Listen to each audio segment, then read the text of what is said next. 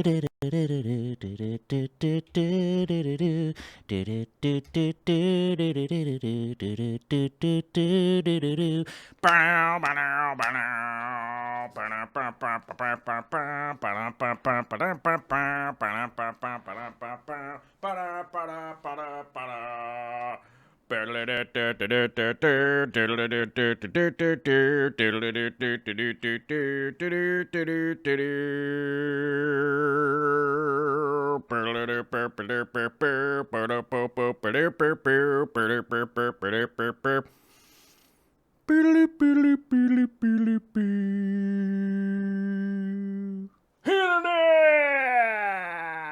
what that fell off the wall? Internet, what is going on? What that thing fell off the wall? What's up? Sepia Tone Wednesday. Sepia Tone Wednesday. Coming at you live, old school, sepia tone camera style. I don't know why it's like, hold on. I don't know why it's so low. There we go. All right. Yeah, we got the sepia tone camera on today. What's up, sepia tone? You know, I hope everyone out there is having a fantastic Wednesday, because boy howdy, it is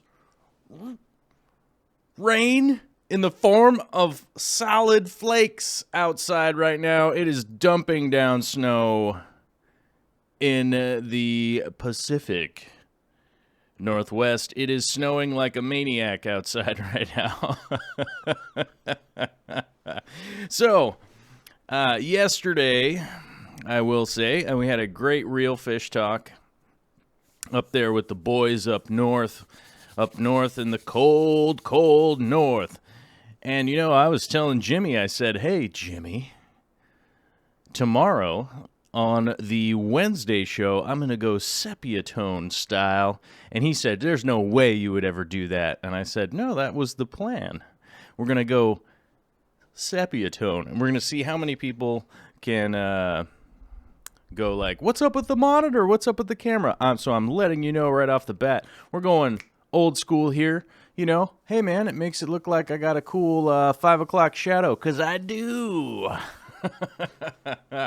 But having a glorious, I was almost said it was gonna be Friday, but it's not. It's Wednesday. It's the middle of the week. I'm confused. I'm completely confused what day of the week it is, and that's fine, because I have an action item list that I follow regardless of knowing what day it is. You know what I mean? I'm just like, hey, I got all this stuff to do, so I just go ahead and do it.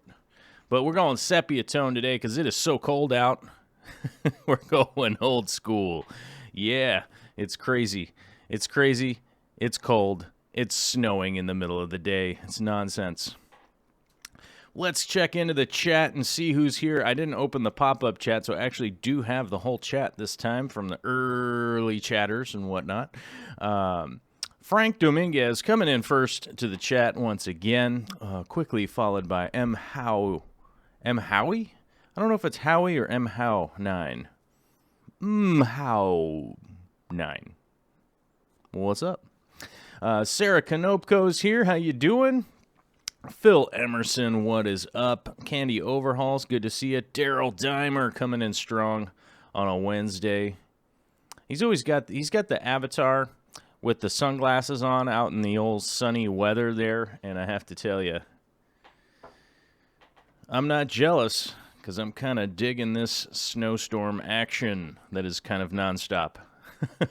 It's been going on for like, it feels like a week now, and when I was looking at the weather report, it says it's only been 4 days, but it feels like 5 days. And then I think it was saying that we have about 4 more days. That's what I inverted it there. It's been going on for 5 days. We've got 4 more days of super cold. So, you know, I figure, hey, let's do a sepia tone action live stream. Why not? You know what I mean? So, but Daryl Dimer's always got that sunshine on his face avatar, which I always like that. Candy Overhauls is here, one-upping the game on me and telling me how cold it was in Montana today. And boy, that's some next-level cold that you got going on. That's some next-level cold that you got going on in Montana on a regular basis. And, you know, my plans are to someday move just south of Montana. That's pretty much where I want to go, where I want to be. That's Vicky and I's long-term goals, is that kind of Wyoming, that kind of northern Wyoming area is where we want to be. So it's good training for the future of getting super cold. We got a new feature here. It's called a light bulb. Sepia tone. I'm digging it. I'm digging the sepia tone. I like this. I might do old-timey black and white. Maybe I'll do black and white next. There's a little color in here. You can see some blue and stuff. It's all good, right? Candy Overhauls. Also probably got Mr. Caleb in tow. And big shout-out to Caleb out there, our number one fan. Our number one super fan, Mr. Caleb out there. You just go throw a little surprises. Just a little quiet surprises for you all. Quiet surprises. Throughout the chat here, or throughout the live stream here, I think you guys will see a GoFundMe that pops up. That is a GoFundMe for Caleb, our number one fan. He's our homie out there in Montana. 7 years young, going through leukemia treatment and whatnot. That GoFundMe that will pop up there, that you'll see the moderators throw it up from time to time. That GoFundMe is for Caleb and the family. He's going through leukemia treatment with no insurance. Welcome to America. Everything is $1 billion. And just trying to help raise some awareness. Not saying that anybody has to chip in, but here's the thing that everyone can do. Everyone can pop onto Facebook and share it out there with Jeff Bezos or, whoever out there that could help out. Or if you guys feel like you have a couple dollars in your pocket and you want to chip it into our number one fan, I would appreciate it for sure. And that's the word. That's the word.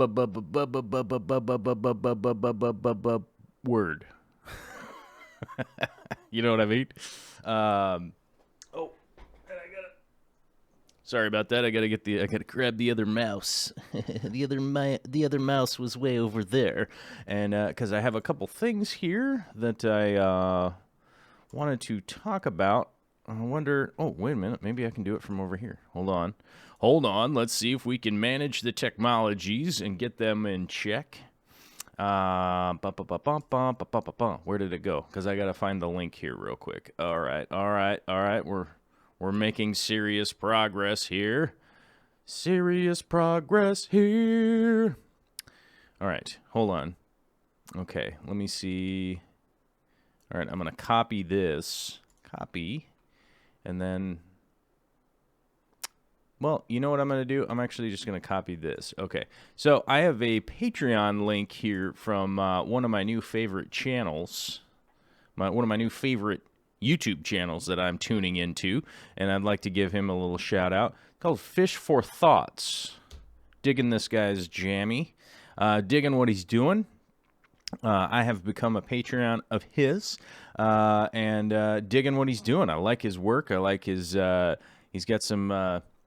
good camera work and stuff like that. Just putting it up on a tripod, that kind of stuff. I wouldn't say that it's like Nat Geo quality or anything like that, but definitely somebody that's a couple months in, or like a couple years in. Sounds like he's about a year in. I think that's where he's at, if I remember correctly. I don't know. I didn't go through his whole biography or anything like that, but it seems like about a year in. Fish for Thought. I just became a Patreon of his just the other day, and so check out that channel, check out that GoFundMe if you can, and those would be our shout outs for Wednesday. I'll probably mention them again a little bit later in the show, but those are the those are the two for today, Wednesday. Two for two Wednesday or whatever it is. I don't know. I mean, there's probably like Jack in the Box sale or something out there or whatever. So yeah, if you could check, if you guys want to, at the very least, check out his YouTube channel. Nisi's already posted it there into the chat. Fantastically done. Thank you, Nisi. I probably should have told people ahead of time I was going to talk about that, but I'm not great at communicating with the moderators when I'm out in the shop. Speaking of being out in the shop, it is cold out there, but luckily I got to take a little time aquascaping in the fish room today, so it's warm in the fish room. It's cold in the shop. But I do have a propane heater out there, which is working pretty well, and hopefully it... Here's the one thing I don't know. I don't know how much propane it's really running through, so that's going to be a question of whether or not it's worthwhile, because if it's like $30 to get a new tank and I got to do it every week or something, that's not going to work out very well long term. But, either way, right now it's keeping it warm out there and making it manageable to work on the project that I got going on out there, which is some super secret acrylic projects and some ABS things and stuff, which you guys will find out in the future because once I have the video for it, I'll drop it on the channel, and then you guys can watch it and be like, oh, that's so weird. You're so weird guy. And then I'd be like, yeah, I'm kind of weird, getting weird in my shop. But let's say hi to a couple more people in the chat here. There's Red. What's up, Red? How you doing? Charlie List is here. Swift Aquarium finally made it on time. We like it. Robert Ricapito. What's up, my man? How you doing? Ryan Brown is here. What's up? I think I saw Ryan Brown earlier in Mark Shrimp Tank's live stream when I was in here doing some emailing. I turned on Mark's Shrimp Tank stream and checked that out. I thought it was pretty good. It was a little wild. He's kind of a wild guy. Aquaman is here. Good to see you. The Turtle Girl. Anubias Rosefolia. That sounds nice. Oh, we got lots of plants going into the old 150 today. Not heavily edited video. We're gonna have quite a lot of video time today. As you guys can see me moving rocks around, figuring stuff out, scratching my beard, and just wondering kind of what I'm doing. Heather from Varuna Aquatics is here. What's up? Something came through in a water change and lost 90% of your danios. Oh, Swift lost a bunch of danios in the water change. Oh, don't like to hear that. Somebody got to get on the phone with Oregon and let them know there's something going on with their water. That sucks. I don't like to hear that. Man, that's a drag. You think you're doing a good thing by doing a water change, and sometimes it goes crazy. But Eric Gone Mad is here. Good to see you. Mary RNH2O. Shrek is here. Good to see you, Mary. Dan Squires, one of our hardworking moderators, coming in. Wasabi Tsunami. Good to see you. Connor Bishop. Magic 21 Mom. The D. Thomas OCG is here.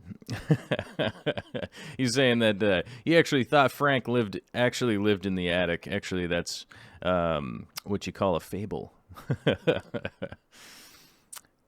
So let's see here. All right, Rob Hicks Aquariums is here nice and early. Wet Sleeves, what's going on? Big Pedro's here.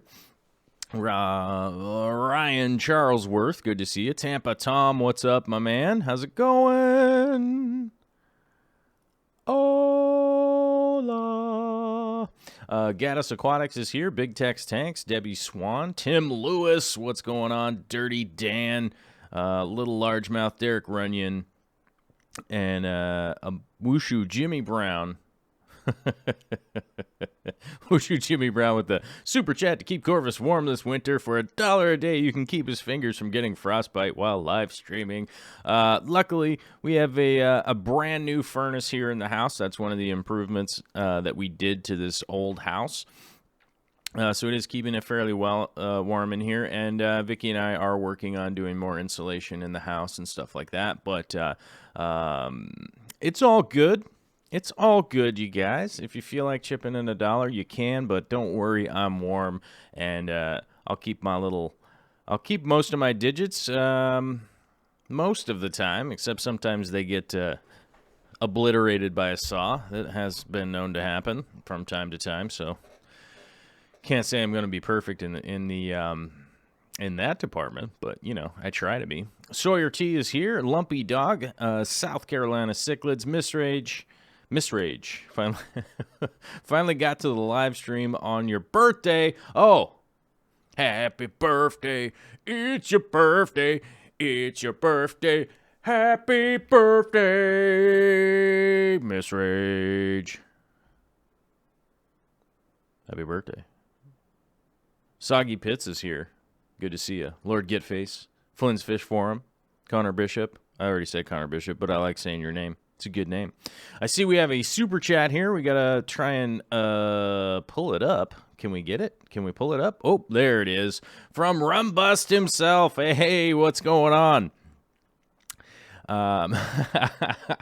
He's asking, do I quarantine all of my plants or just sepia ones? Well, as you guys know, with the Sepia Tone Wednesday that we have going on here, the luxurious sepia tones,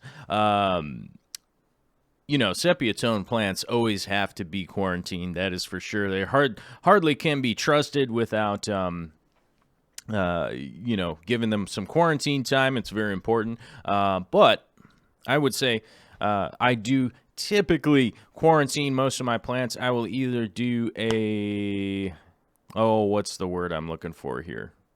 It's either a tea tree oil dip or a hydrogen peroxide dip, which are both diluted into tank water.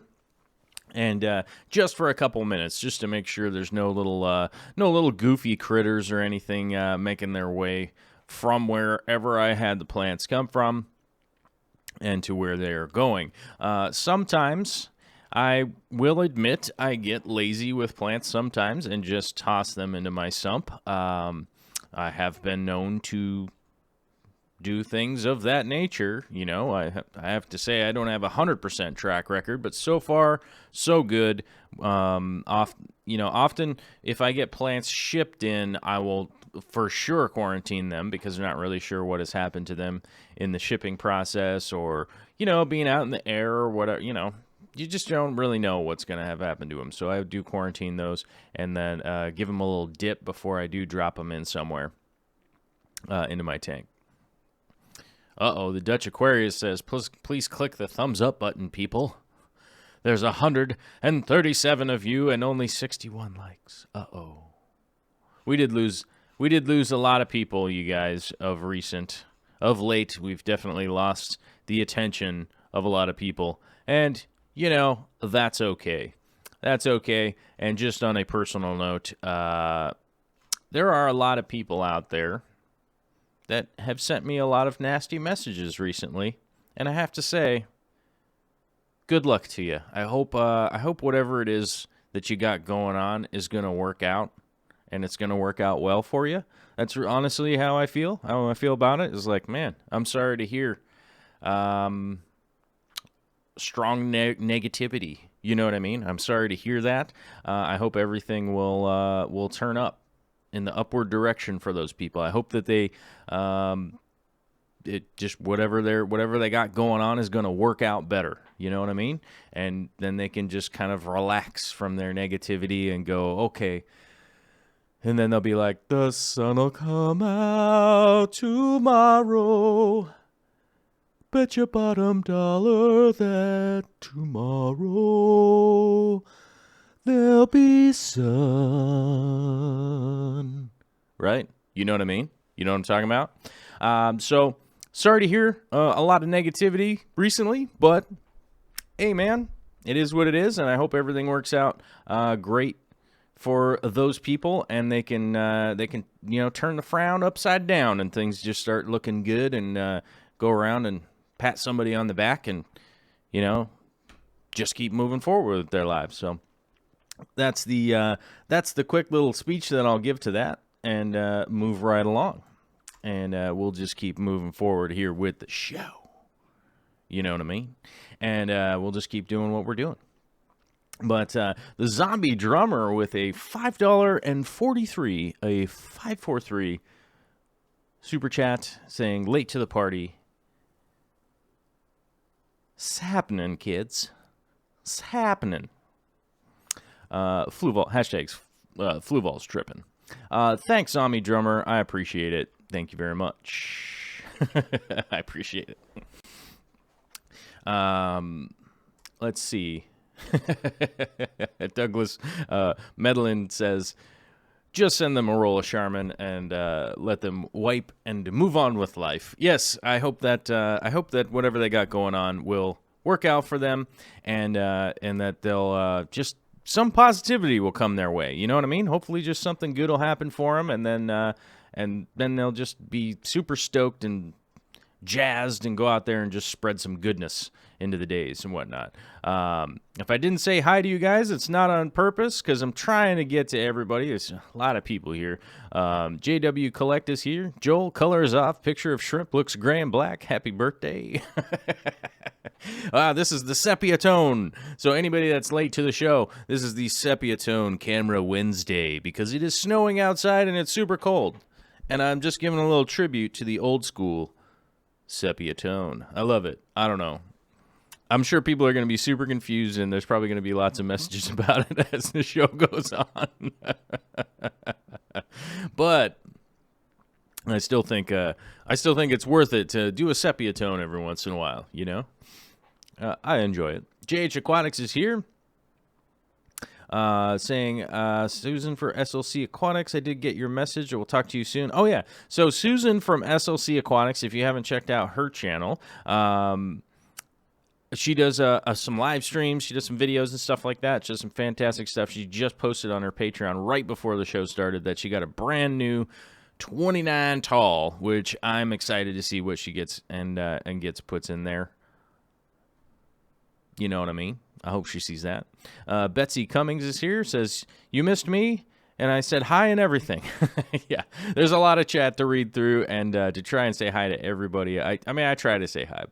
Austin Aquatics is here. Kang Lee, what's up, my man? How you doing, Kang Lee? Oh, man, I can't wait to hang out with Kang Lee again. Corey and I were talking about it yesterday, and I might be making my trek out to the Twin Cities Guppies. I might be making my way out there to go hang out with the Kang Lee family and, check out some guppies, check out some cool stuff, see what the Twin Cities is all about. What is it? What is it all about? I only know of the Twin Cities as like a fable. I used to communicate with them a lot via email and phone calls, but never actually went there, and would like to go there. Would like to go there sometime, and hopefully we make it out there this year. Jennifer J. Sarchicino is here. Good to see you. Potato is here. Gretchen Atkins saying that's a very cool sepia. I like the sepia tone. I don't know. I'm old school like that. I did realize I watched an episode of Black Mirror the other day, which is there's one with this like evil robot that's like coming after this lady or whatever. Not to spoil it for you. I'm not trying to spoil it for anybody. But it's the only Black Mirror that is shot in all black and white. I learned that last night. After we went out to dinner, we were trying to figure out what because Jimmy hadn't seen any of the Black Mirrors except for 2 of them, and I was like, well, this is one that you gotta see. You definitely have to check out. So that episode was really cool, which kind of, as you guys know, a lot of my paintings are in black and white, black and gray scale. I'm definitely somebody that really appreciates black and gray scale type stuff, artwork, and things along those things in that nature. You know what I mean? So that was pretty cool. And also something really cool that happened yesterday. My man from Flip Aquatics, Rob Lupton, busted out with a little fish room tour of yours truly right here. This guy. And my lovely spouse, Victoria, was in it also. So if you haven't been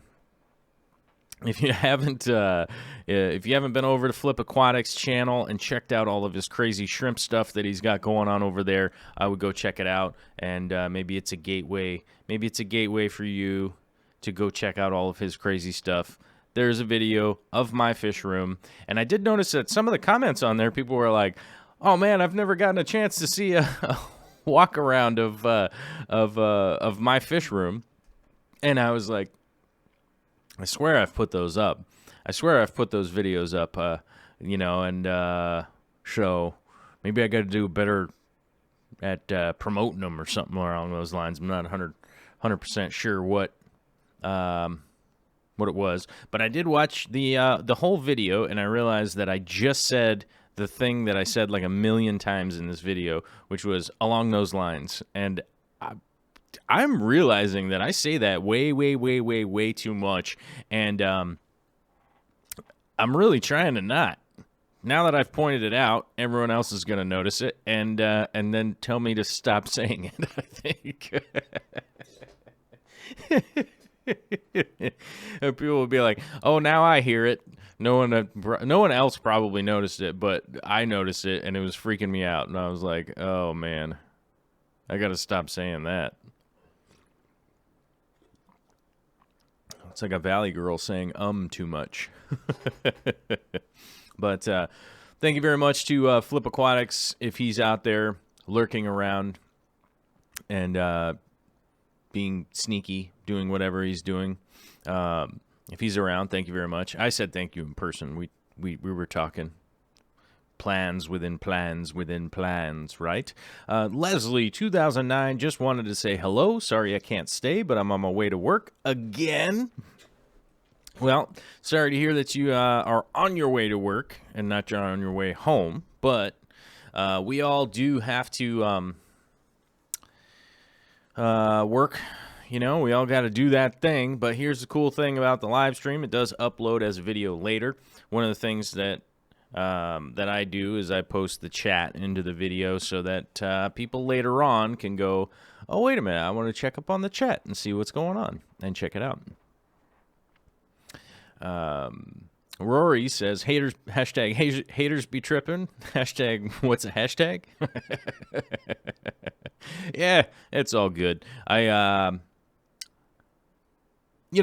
just, from time to time, I want to address sometimes that I do definitely get some seriously goofy, weird people, like, doing weird stuff and acting weird. And so I do like to address it a little bit from time to time and then move on from it. And I don't know. Does it make me feel better? I don't know. It feels like if I address something and move on, I feel like that's a better way to go about it. But, of course, there is the thought process out there that if I do address it, that that's like fuel for the fire or something. But I don't know. I feel like for me, I'm just not gonna let it linger out there, like, hey, this is cool. Oh my gosh. Douglas Medlin just got in a 300 for some discus and a couple of green phantom plecos. That is good news, man. I am excited for that. Anybody getting a 300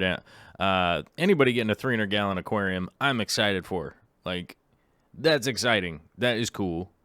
I did realize that when I was watching Rob's walkthrough of my fish room video or whatever, I did realize that I was talking about the 240, and I was like, yeah, it's only a 240, whatever. It's not a big deal. I do realize that most people think that a 240-gallon aquarium is ridiculously huge, and I think they're small.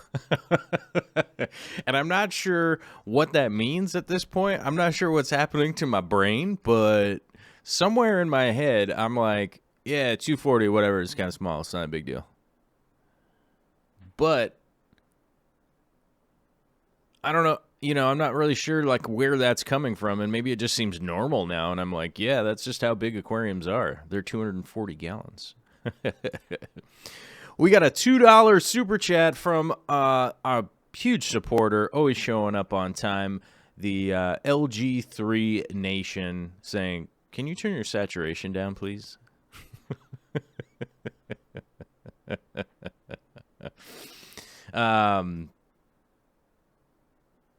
Well, we got sepia tone, so we're pretty close to turning the saturation down. But I bet it's gonna like blow people's mind when we go to the video portion, and the video portion is in full HD as the British say, HD. Tampa Tom saying that video from Rob was a huge surprise, and I was glad to see it. I'm glad to see it. I will tell you guys that I did get a text from AquaPros the other day, the Shakespeare himself, that he said he had some kind of video that he made of me, and I'm not really sure what it's going to be. But he said at some point in time there's going to be one coming out from him too, which I'd like to see. Like, I like to see videos of like people and my stuff, because it gives me this like totally different. It gives me a totally different perspective on like what I'm doing, which I think is like a really healthy thing. I think it's a healthy thing to actually see, some other.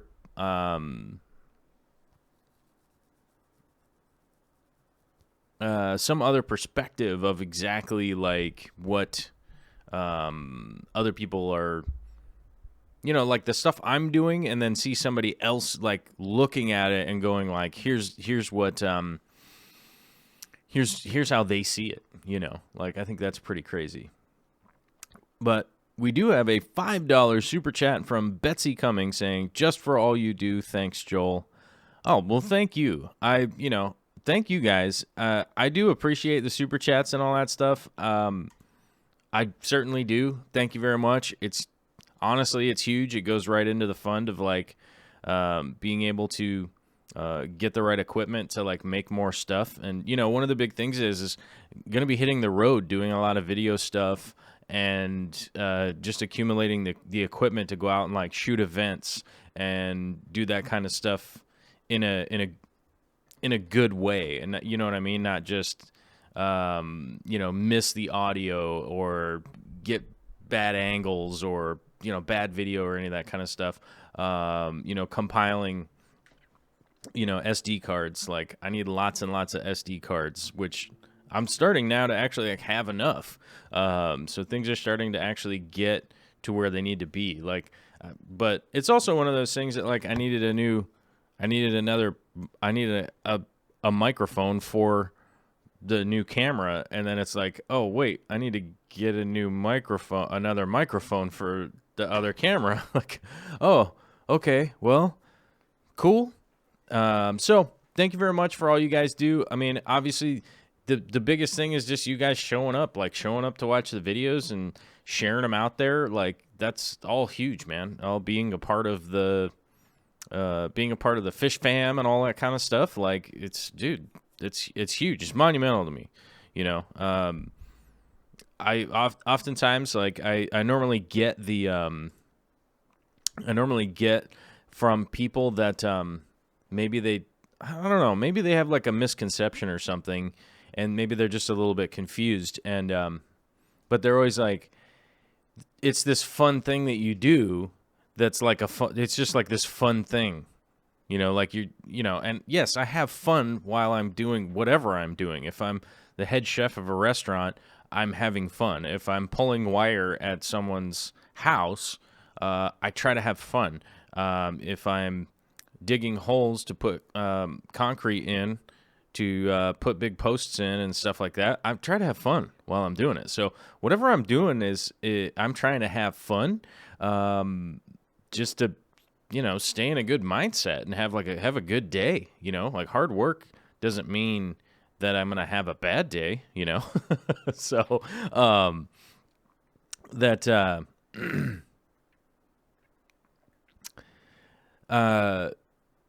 so yes, I do have fun making these videos and stuff like that, but I do work at this. This is the way that I look at this. This is a job.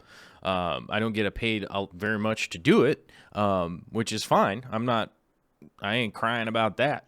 I'm just saying that, I think the misconception often comes from people that are like, well, you're just like having fun and that's it, you know. But I do put a lot of work in, and you guys supporting and all that kind of stuff means that I am able to acquire like an extra microphone so I can actually get 2 shots. So like next time, for instance, like next time Corey and I go and do like the Greater Portland Aquatic Society stuff that we did there, now I actually can go and set up 2 cameras with 2 microphones and be able to try and get better audio and better camera angles and stuff like that. So which is going to be monumental. It's going to be like a huge improvement to be able to go, all right, I can set a camera up over here, and then the other one I can keep handheld or give it to somebody or something like that. But the way that I go about this is like I go about this like a job. I work at it. I work at it hard, and oftentimes, I have to give people the parallel that I go like, well, if you work at a news station and you make videos for the news, do you get paid for that? If you work at Pixar and you go and edit things for Pixar at the video, editing video at Pixar all day, do you get paid for that? Because that's a thing. If you do graphic design for people, do you get paid for that? Right? Like those are all jobs, but that's just fun if you're doing it independently, right? So yeah, and so I guess to maybe I don't know how I even got on this topic, but I guess to just lay any of that stuff to rest is just sort of like I go about this as my job. So I appreciate you guys showing up because it shows the validation of like the work, you know what I'm saying? So like, it's just a matter of like, I guess I was just talking about, super chats and I guess a Patreon and that kind of stuff. But your guys' support is just monumental, man. And I it seems like every day I keep getting into this conversation. Like, I just don't even know how to, explain myself, but like, Victor sent me coffee.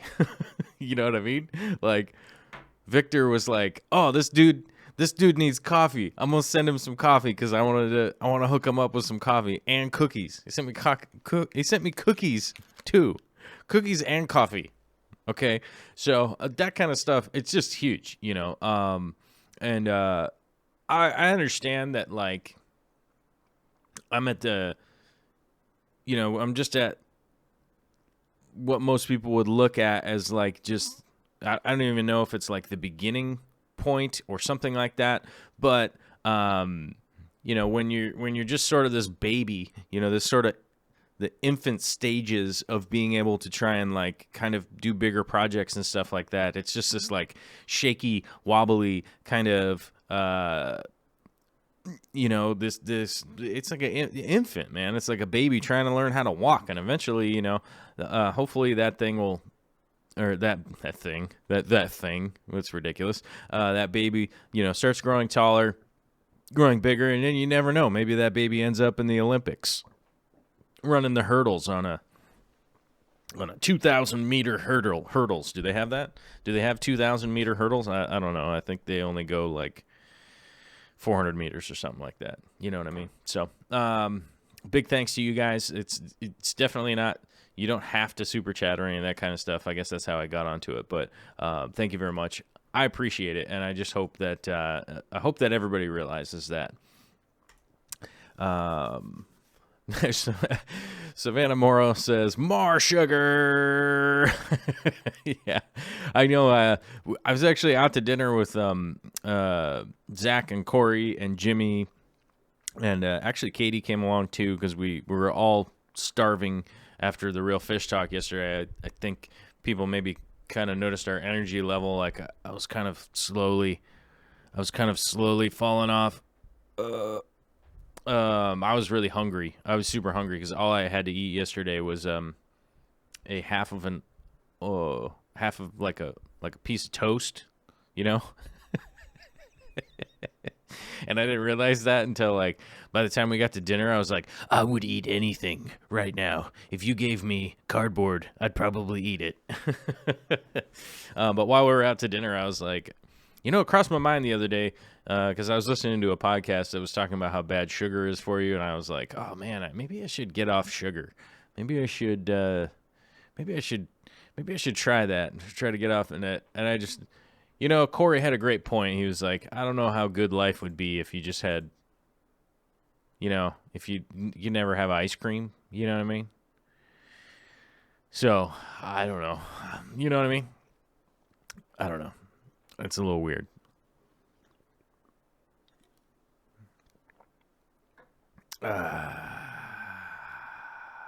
Excuse me.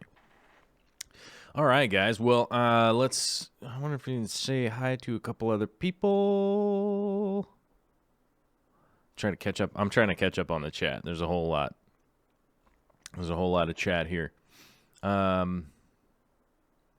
Nathaniel John is asking, I've got these, what looks like to be tiny red eggs in one of my tanks. I posted a picture on the Patreon. Google doesn't help much when you have no clue where to start. Let me see here. Oh yeah, because I normally answer the Patreon questions on Fridays. Let me see what this is here. Oh, those are weird little.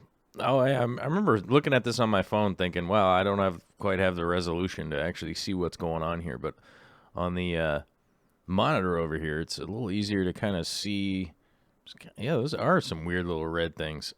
You know what? I've never seen that before. I wonder if it has something to do with that driftwood. I wonder if it has something to do with that wood that you got going on there. It might be like a little bit of sap. I've seen stuff like that before when the possibility of some sap could be like coming out. And sorry, guys, if you don't have the Patreon, Nathaniel posted it on there. I'll be able to grab the picture on Friday. I don't have the screen grab thing enabled right now. Oh, maybe I do. Hold on a second. What does this do? No, I don't know. I'll have to figure that out some other time. I can't do it like live during the show. Probably crash the thing. But yeah, I don't know. That looks to be like something like maybe going on with the driftwood or something like that. If anybody is on the Patreon, spin over to the community thing, take a look at it, and maybe you guys maybe you've seen that before. I've never seen those weird little red eggs. I've seen weird little red eggs, like definitely in the garden and stuff like that. I could probably tell you what that was, but not in a tank like that. And what's going on here? Whoa. Whoops.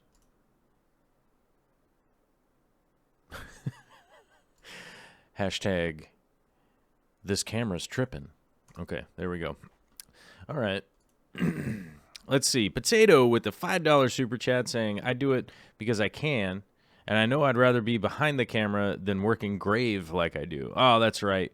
Our boy Potato works that graveyard shift, working hard on the graveyard shift, and I completely am, I have to agree with you on that because, I spent quite a few years working the graveyard shift myself, and it kind of started to make me crazy after a while. I definitely didn't appreciate doing the graveyard shift after a long time. Although,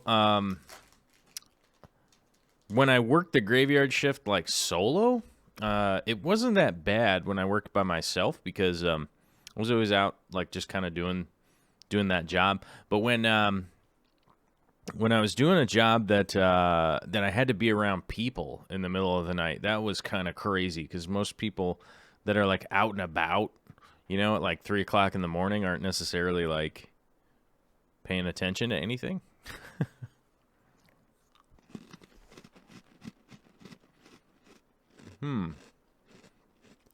Well, Bracken says, just my visual looks like the white balance is off, more gray and blue, but it's only live. The preview looks fine. And so is the rest of the visuals on my computer. I can't imagine that would have anything to do with Wednesday Sepia tone. Yeah, Bracken, we're going sepia tone here on Wednesday. Jimmy didn't think I would do it. Jimmy didn't think I had the gusto to go sepia tone on a Wednesday. But I definitely do. I got the gusto. I got the moxie. You know what I'm saying? I got the moxie to go sepia tone on a Wednesday. You know why? I don't know why either. I just do. Dan Squires with the Crunch Crunch. I'm sorry, these cookies are here, and I saw them, and there was an opportunity, and I went for it.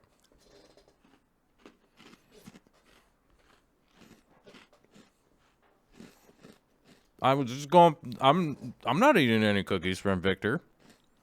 I'm not. Thank you, Victor. I'm eating these cookies. They're delicious.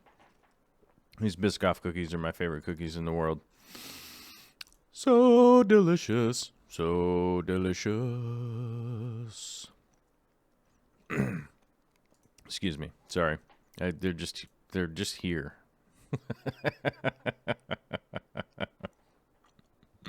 They're here and they're so delicious. All right.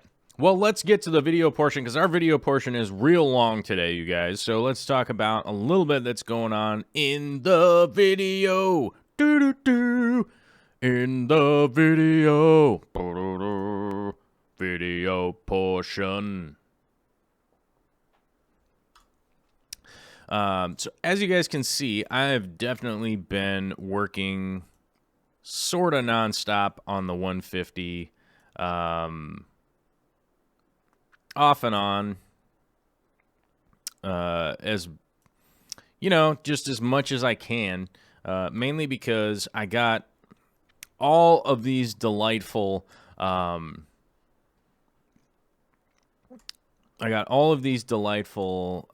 the word I'm thinking here? Hold on a second. What happened? What is this doing? Email, what are you doing? Stop being weird. No, here's my link. Hey, there's my link. Okay. Whoops. Hey, what's this? Come on now. Oh, there we go. Copy. There we go. All right. Okay. Oh, sorry, guys. I forgot to copy a link, and now I got it, and then I see it. Oh, it wouldn't let me put it in there. Once again, foiled by YouTube. Okay. Well, YouTube says that I can't share that. Sorry. I can't share that link with you, but it is in the description of the video down below. And what is that link, you say? What is that link, you say? It is the link to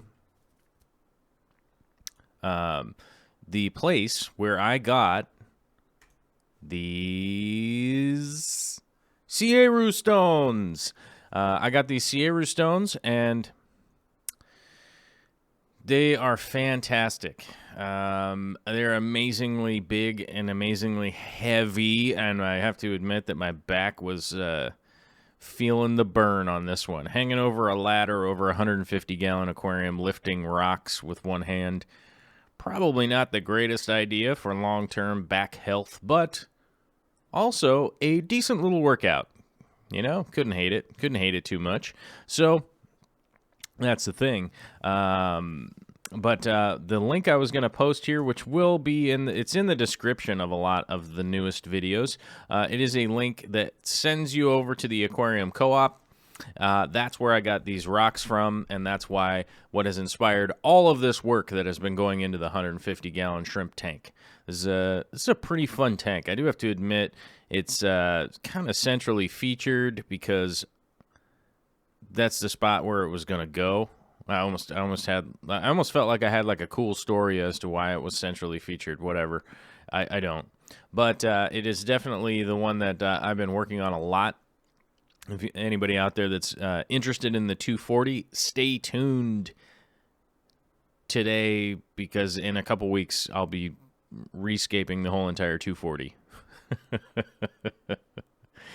The whole entire 240 will be getting redone. Not necessarily redone, but rehashed. Somebody just asked about what pump do I recommend, and I will get a link for it in just 1 second here. Where did it go? Oh, here it is. So this one's $84. This size, but hold on a second. Where's the link thing? There it is. Copy. Put it in here. Does that work? Oh, it let me do it. All right. There we go. So there's an Amazon link. I'll put it in there a couple of times. These are the pumps that I use regularly on any kind of sump application. So hopefully I answered that question for you. That link right there will take you to a Amazon page.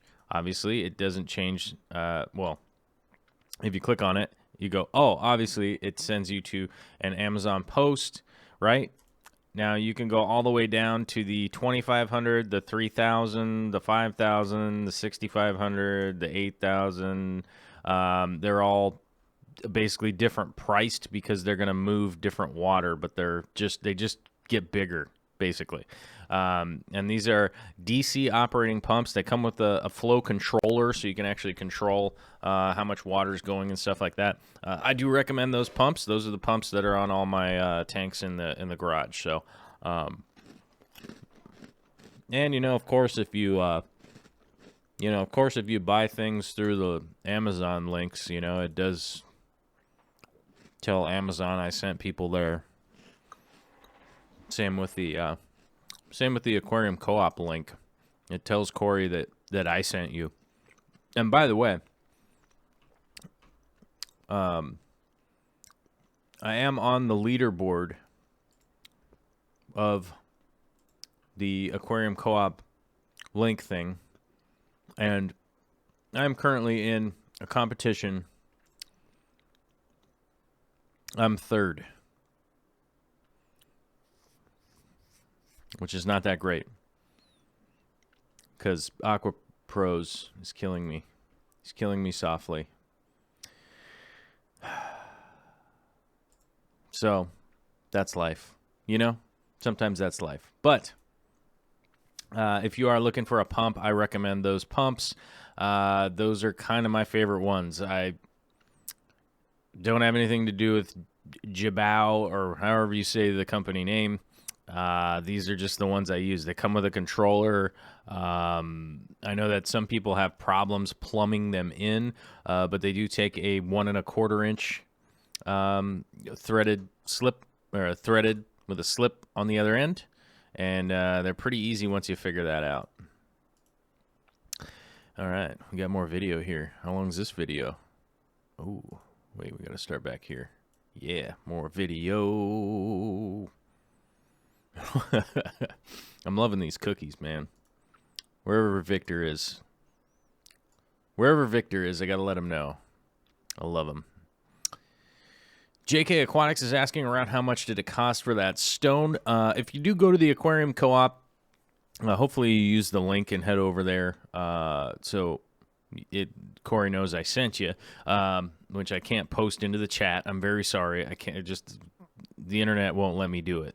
Skynet says no. So these stones are fairly expensive. They come in at $5.99 a pound, I think is how much they are. But the aquarium co-op does, if it fits, it ships boxes, and they have what you see is what you get pictures up online, so you can actually look and go, hey, that's the group of rocks I want, or that's the group of rocks I want, which I think is awesome. And, I've done that with corals in the past and stuff like that. It's really cool to see some of the freshwater stores doing what you see is what you get stuff nowadays, which I think is pretty darn amazing. The technology just to help people out that you're like, look, geographically, I can't get there, So I think that's pretty cool, and I think it's a pretty cool feature, but I would... They aren't cheap. I'll tell you that. Let's see.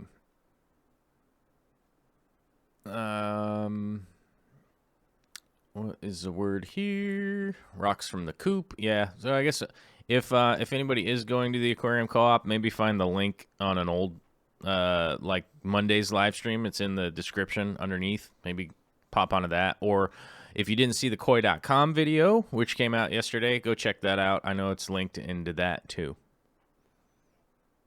And I'll probably pin it in the comments here on this video also, so that people later on the replay, if they're going, oh, wait a minute, I want to check those rocks out, I'll pin it in the comments. Jeff Rozak is asking, joined late, is the top view live feed or video? Well, that's me doing that.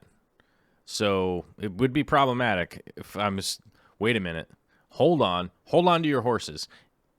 We got some new goals here, you guys. If I could aquascape and live stream at the same time and somehow be 200 feet away from here. All right, I'm making a joke. That actually is recorded video of me working earlier. And, earlier today, and actually earlier, I think over the weekend or something. I don't remember what day it was. But, yeah, that's actually me scaping, and we're just kind of talking about that and answering some questions and stuff. Let's see here.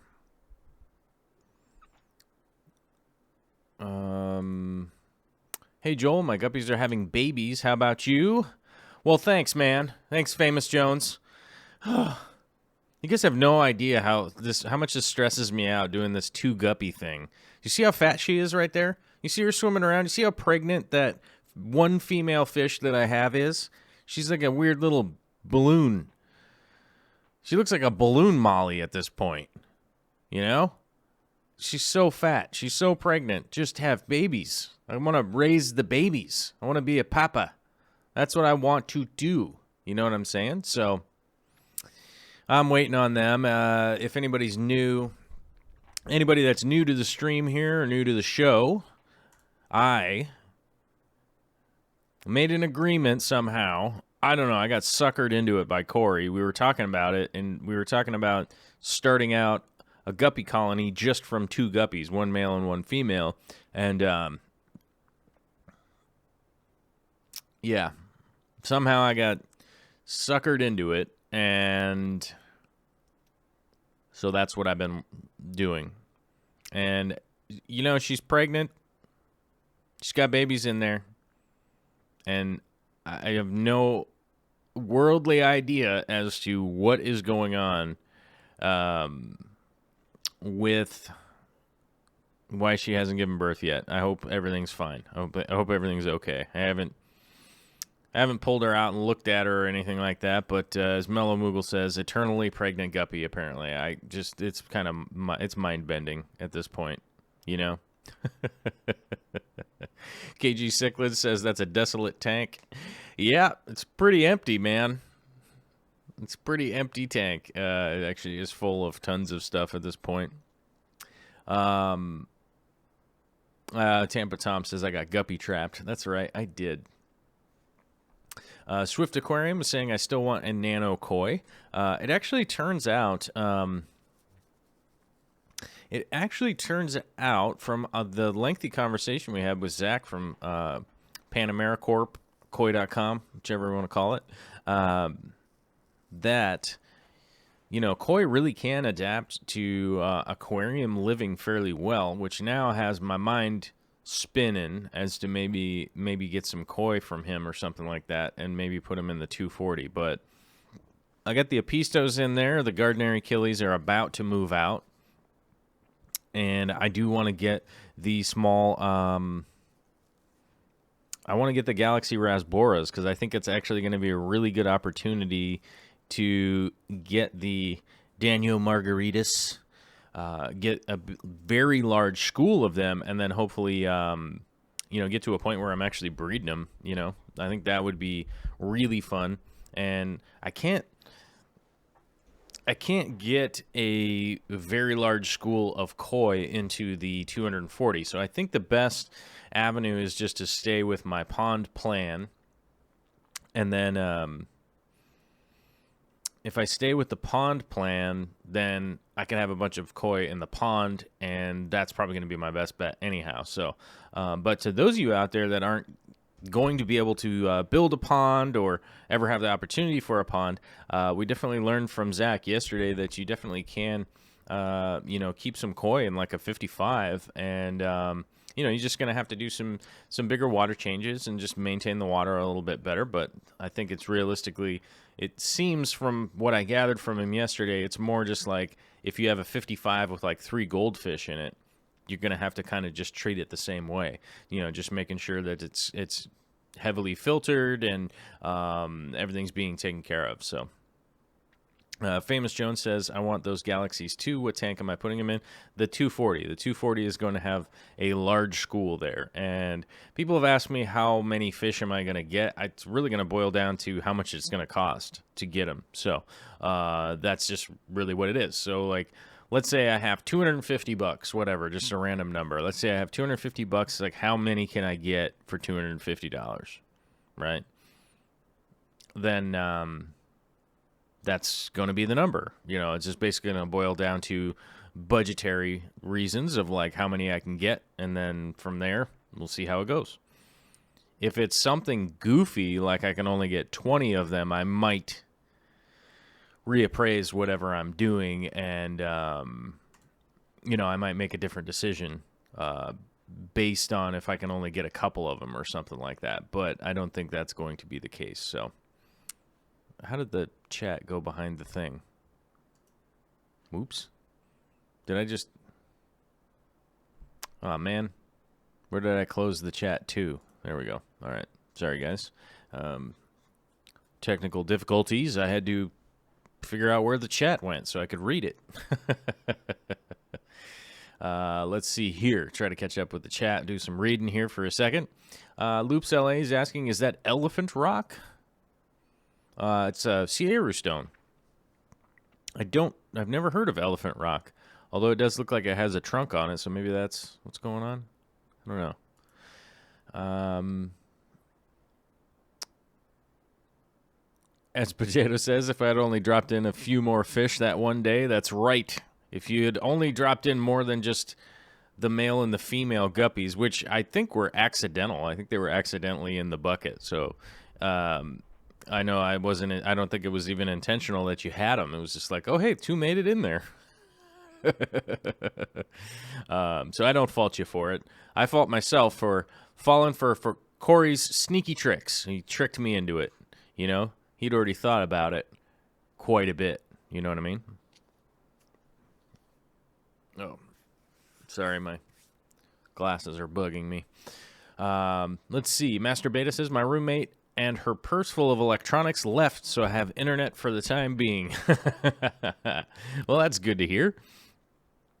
Bracken giving a shout out to the spatula thingy. That's right.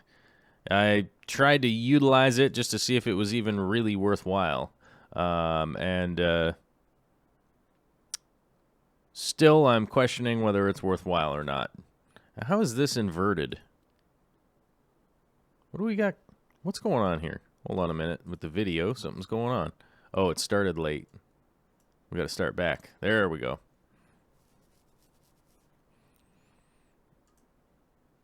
Oh, Famous Jones with the $5 super chat. Let's get your Galaxy Fund going. Call them your guardians of the galaxy. Oh yeah, maybe I should maybe I should do a shout out to the Guardians of the Galaxy. Like, I'll just tag Guardians of the Galaxy a bunch and see if maybe we could hop onto their popularity or something. Over the summer, because I think that's when that's going to happen. I'm not saying I don't know exactly the timeline as to when those will be able to come in, because availability is a little bit low. But the other addition that I do want to be adding very soon, which I am super zazzed. I'm zazzed, you guys. I'm so excited. I'm zazzed for the possibility of getting a good group of pandagaras. Those little buggers are, they're bending my mind a little bit, and I realize you guys know that I love bumblebees and honeybees, and I would have to say that the pandagara is almost like the most honeybee-like fish I can think of that is not a murderer or doesn't need to be moved to brackish water at some point in time. So I can't wait to get some of those and get them moved in pretty soon, because that would be cool. It'll also, getting those new fish in and stuff, I'll also be able to show you guys how I quarantine fish before they come in to my fish room, because I have occupants already in the tanks. So let's see what's up with the chat. Denise Lytle is here, just getting in here, was out grocery shopping. Oh, well, luckily it's a 2-hour show, so if you do show up an hour in, that's not the worst thing, because you still get the other hour, and then you can find out what we were talking about before later on when it uploads as a video.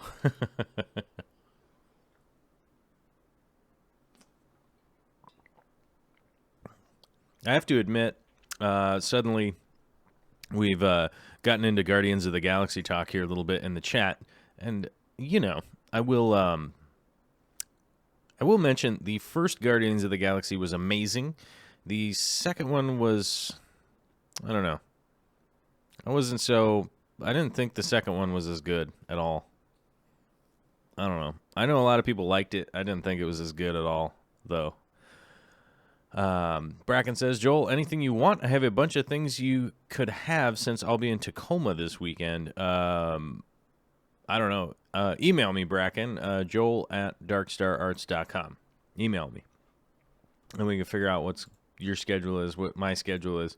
Because I do know I have a bunch of stuff going on. And if there is something, maybe you got some trimmings and stuff like that.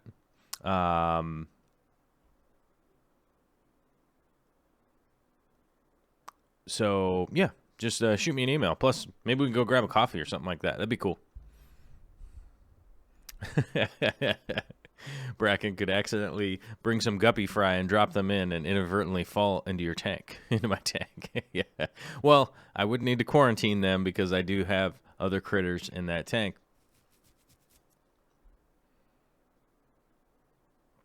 Let's see here. Uh-oh. Candy Overall says, Caleb said, how dare you on the second Guardians of the Galaxy. Hey, it's just an opinion. I didn't think the second one was as good. I really didn't. I felt like they spent way too much time on Star-Lord's dad. Mainly because it's like, I think you get Kurt Russell in there and you got to write him in pretty big,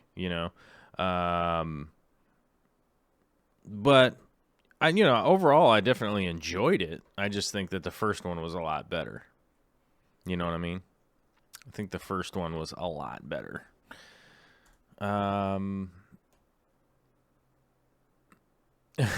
Dan Squire says the first one was so funny. Haven't seen the second one. Too many Corvus vids to catch up on. Well, you could always just download it and watch it at your leisure, I think.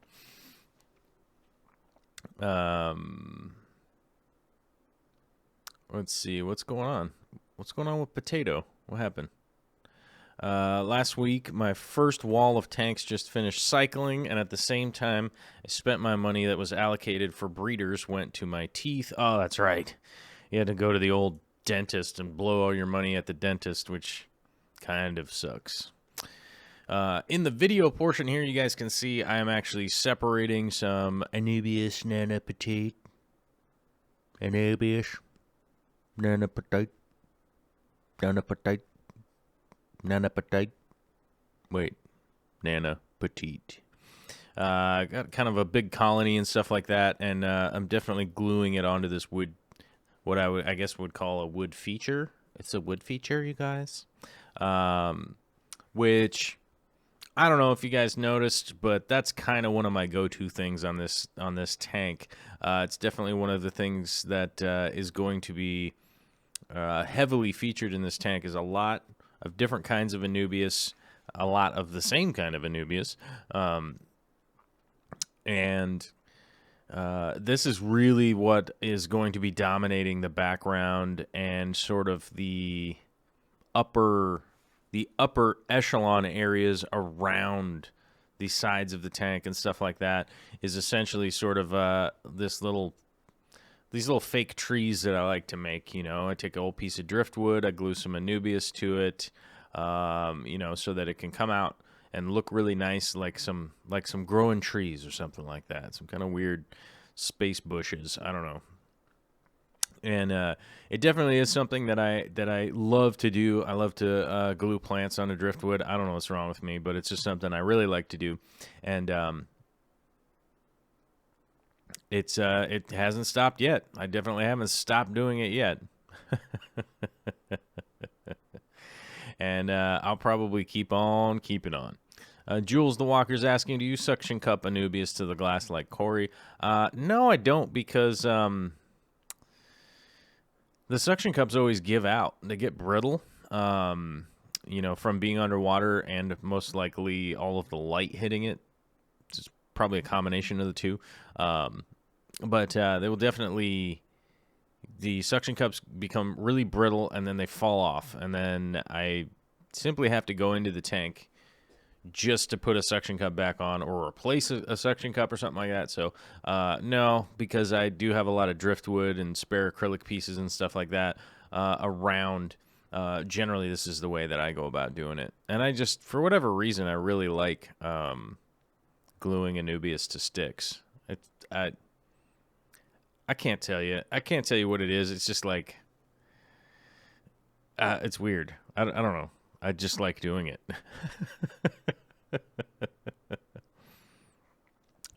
Kent Alfred actually asking a great question here is, can you attach Anubias to driftwood and then cover the roots with some type of moss? I've never personally done that myself on purpose. I've done that on accident. And I wouldn't recommend the moss growing onto the roots of Anubias. It creates it might not be a negative growing environment for the Anubias, but at the very least it's not positive. So I've seen them kind of stifle out each other because moss is sort of most mosses are essentially like a weed, realistically. And they do use up quite a bit in the spaces that they do occupy. So I wouldn't recommend trying that unless it's something that you really wanted to try and then see if it would work out for you. But I've definitely had moss grow all over the roots of Anubias and had to remove them. Douglas Palmer is asking, what about the roots? Does it not become unsightly? They will grow out, that is for sure. They will grow long and start showing up and being all sneaky and hanging down and looking funny, but that's okay. Because just like my beard, we just go ahead and give them a haircut with our super cheap generic scissors, our super cheap generic scaping scissors that we got in the mail just a little while ago. We go ahead and just trim those off. I normally trim them down to about an inch and a half. I don't know what that is in centimeters. Oh, at least the blizzard died down out there. But some guy's driving around like a maniac, trying to figure out what that was. But I do just trim them down to an inch and a half, right around there, if they ever do grow out unsightly. But typically, and I think this is just one of those things that comes down to experience, just because I've done it a bunch. I will normally direct the plant so that the roots will grow down behind something. And you won't end up seeing them, just because they'll be growing behind, typically like the actual stick itself or maybe a rock or something like that. They'll actually just be growing behind them. So you don't actually see them from the viewing area. And although I will say that trimming the roots down to an inch, inch and a half, 2.5 to 3.5 centimeters is not a big deal for Anubias. That's not going to harm it. If you cut them real short and close to the rhizome, that will cause a problem. But just trimming them down is not not a bad thing. JW Collect says moss is a better plant to make trees. That's definitely debatable. You know, I've made lots of moss trees. I've got a giant moss tree in the 240, and I like Anubias trees better. So it's probably just like an opinion thing, I would guess. I think that the Anubias trees look better, personally. Mateo Mateo says, driving like a maniac, throwing firecrackers. I didn't hear any firecrackers. I just heard loud truck burnout noises. So maybe one of the neighbors got a new carburetor on his Ford. He's checking it out, throwing some fuel in it. Big Texas Tanks was asking, hey, Joel, got some new gear. About to start putting out some YouTube content. Once I get a few vids out, would it be possible for you and Corey to check it out? I'll keep you updated on Patreon. Yeah, I'm always happy to check out people's channels. And the best way to do that is that so the DT Thomas and Bracken have both emailed me during the show here today. If you have something that you would like to send in to me, like maybe your YouTube channel link, or you're looking for maybe some advice or something along those lines, if you need something along that, you can always send in an email to me, and I will get to it at some point in time. There is zero guarantee I will give a shout out to anybody on my show. There is zero guarantee, on Real Fish Talk also. So, and don't take any of that stuff personally. I have a vetting process that is sort of mysterious, but it basically has to do with a timeline, and it's either a timeline or, you know, the amount of time that you've been posting content. If the content that you're posting is proven to be a little bit suspect or something like that, then I probably don't do it. But from time to time, I'll shout out new channels or new to me channels, stuff like that. You know, I gave a shout out earlier, and to somebody I'm patronizing. You know, so I'm even chipping in, and I paid all the way up to his first goal. So I do that from time to time, and to anybody out there that takes offense if I don't get to your thing or to your channel or any of that kind of stuff, my apologies. It's just human nature. There's millions of channels. There's 456,000 bigger channels than mine. Okay, just to give you an idea. So 456,000 channels have more subscribers and stuff than me. So that's just the ones that are above me, right? So there's just a lot, and I try to get to whatever I can. But for me, there's still just 24 hours in the day.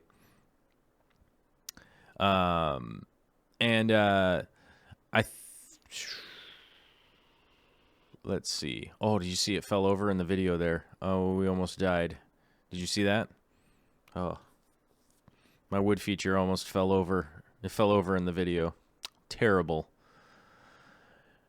craftsmanship on my behalf. The thing just falling over when I'm not paying attention.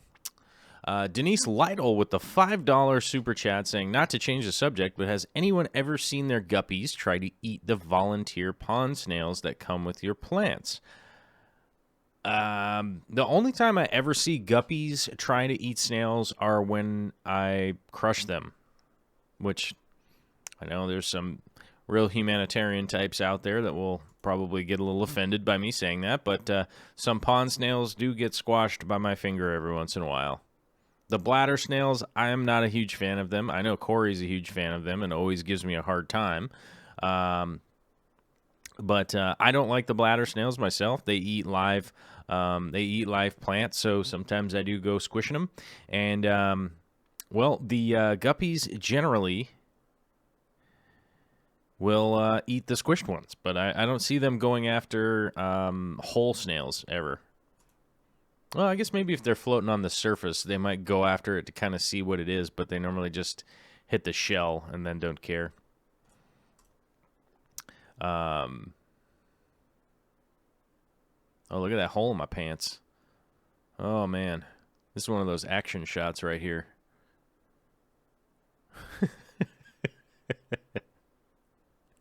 Sweet camera work. How do you guys like that jib? Because I can actually get the camera overhead.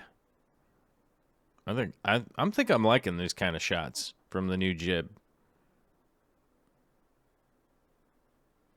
I think it's pretty cool. Swift Aquariums says, I've never seen a bladder snail eat a live plant. Okay. They do it real slowly. Slowly. They're real slow. They're snails. Okay, so let's see what's going on here. Denise Lytle says, I just let them produce. They have been leaving my plants alone, but one of these guys has one trapped in a corner and is trying to eat it. Well, hey, maybe your guppy's hungry and they're going for it. You know, if the guppies are hungry and they're going for it, I would let them go for it. That's what I would do.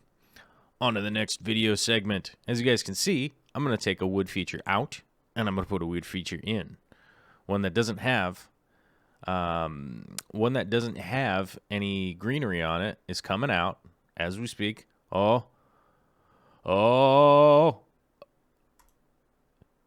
Here it comes out of the aquarium. There we go.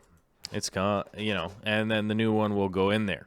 If anybody has any questions about what I'm doing, feel free to throw them in the chat. Otherwise, I'm going to answer some of these other questions from the chat. And let's see. Gretchen Adkins, what's going on here? Let's see. Gretchen. Where'd it go? Oh, there we go.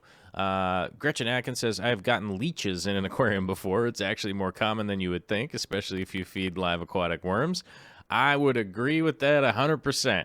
I've seen that before. I've gotten leeches before. I think the last patronizer that had leeches was Barbara. I think Barbara Jackson had leeches at one point. But it does happen from time to time. I don't necessarily quarantine my plants all that much. Although this question did come up earlier in the show today, but I do give them a dip, whether it be hydrogen peroxide or tea tree oil. I definitely do give them a dip if they come in from the mail or something like that. Although from time to time when I get plants from friends, honestly, I've gotten lazy before and I'll just throw them in the sump when I get home. But more often than not, I do give them a dip before they go into my aquariums, and it's to avoid things like that, like random leeches showing up. I already hate planaria a lot, and they don't even suck my blood, you know what I mean? But leeches certainly do, and they kind of freak me out a little bit.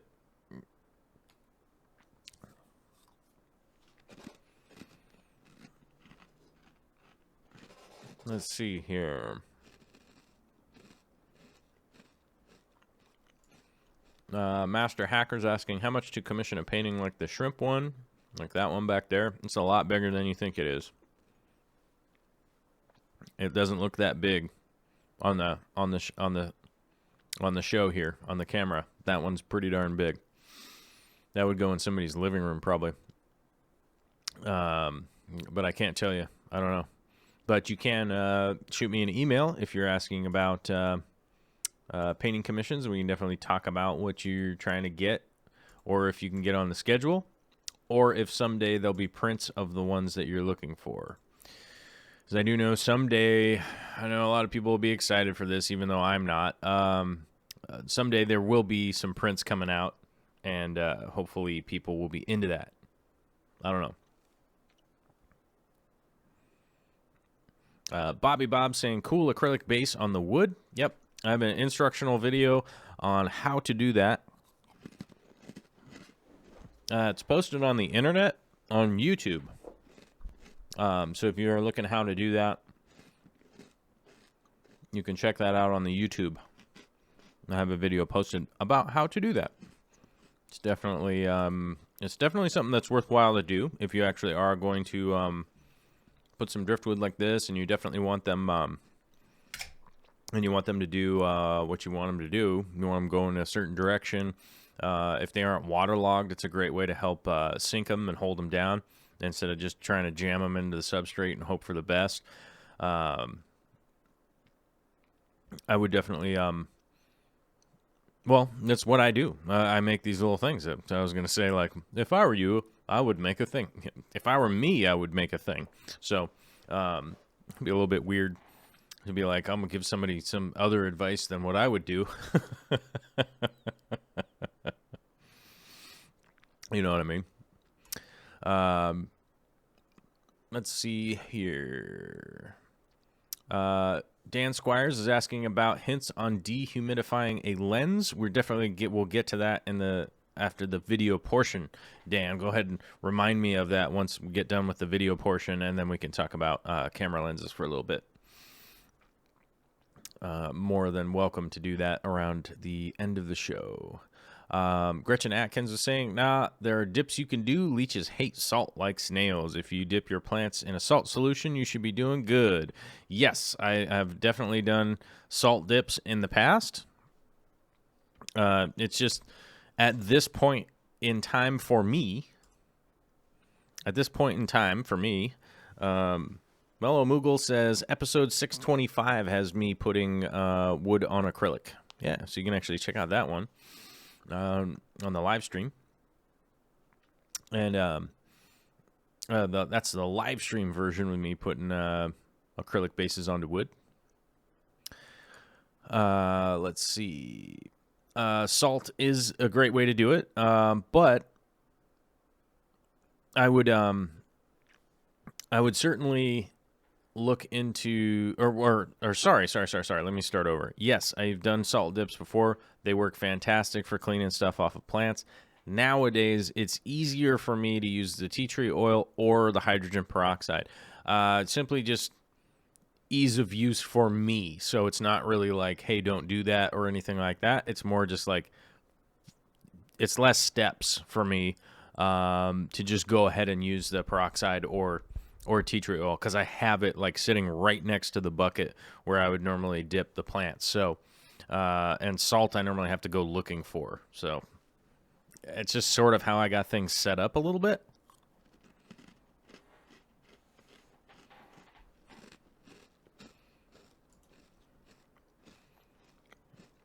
Mr. D was saying, you like the abstract art on my webpage? Thank you.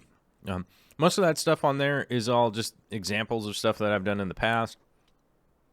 I do need to add a bunch of stuff to it, and I'm sure someday I'll get around to adding more pictures and paintings and stuff up on there, but it's normally just examples to kind of get people started. A lot of the abstract stuff that I've done over the years were normally installations into, I do like 8 or 10 pieces into it for a whole house. You know what I mean? So as you kind of go around the house, it's all sort of connected and stuff like that.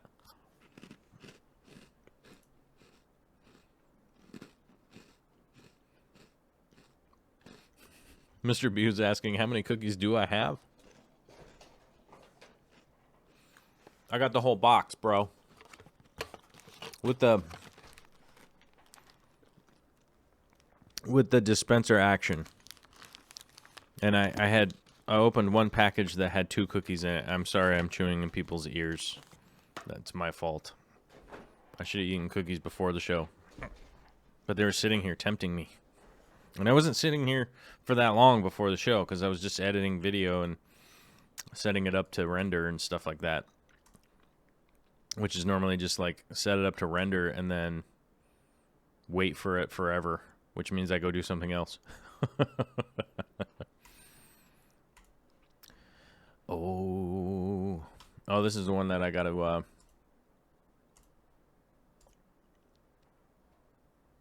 right. Rosefolia is finally going in. This actually came from Drew, one of our subscribers, one of our gangsters, right? What's the word? Where did it go? Drew Schmidt. I almost forgot his last name. He sent that out. He sent that out care of the Aquarium Co-op. If anybody does want to send me plant stuff or whatever, you can send that care of the Aquarium Co-op, which was super cool. Super cool to be able to, roll down there and grab some plants, and timing worked out perfect too. Happened to come in on the day that I was already up there doing what I was doing, and getting some work done and doing those things, and so it worked out. It worked out pretty darn well. But yeah, these actually came from Drew. Lovely plant, lovely plant. It's like the underside of the leaf is almost prettier than the top side of the leaf, but as you can see, like how brilliant that that kind of reddish, hot pink sort of color is. That's the underside of the leaf, kind of flipped over, which definitely is almost more attractive than the top of the leaf, but it definitely is a very colorful plant, and just a fantastic stem plant that is a great plant for people that if you have never grown any red plants, it's definitely a good one to start out with. I would definitely recommend it if it's a plant. If you haven't done any red plants and you want to kind of jump into red plants, this Rosefolia and Ammonia gracilis would be the two that I normally recommend to people to get started on if you're going to start jumping into that.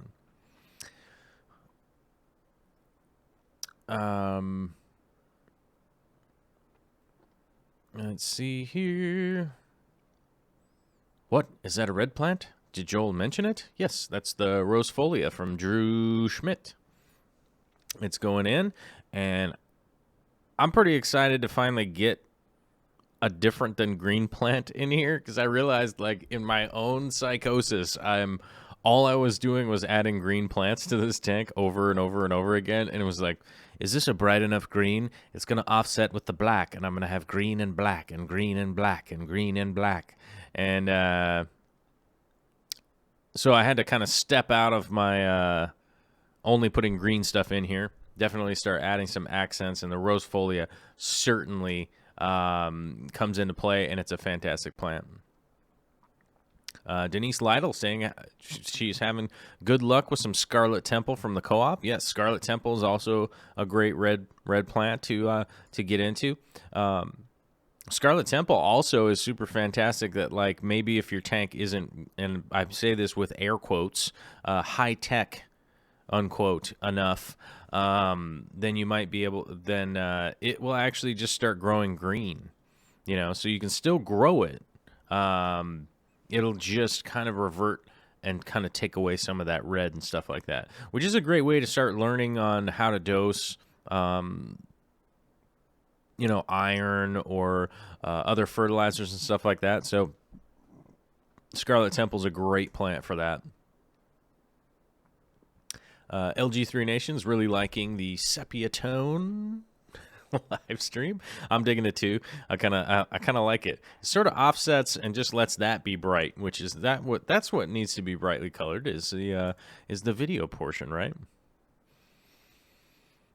Let's see. Jessica Beckham's asking, what plants would be good for a tank with 2 bass, 1 sunfish, and a 12-inch catfish? Oh, howdy. Not much. Valsneria would probably be all right, but the catfish is going to dig it up on accident, more than likely.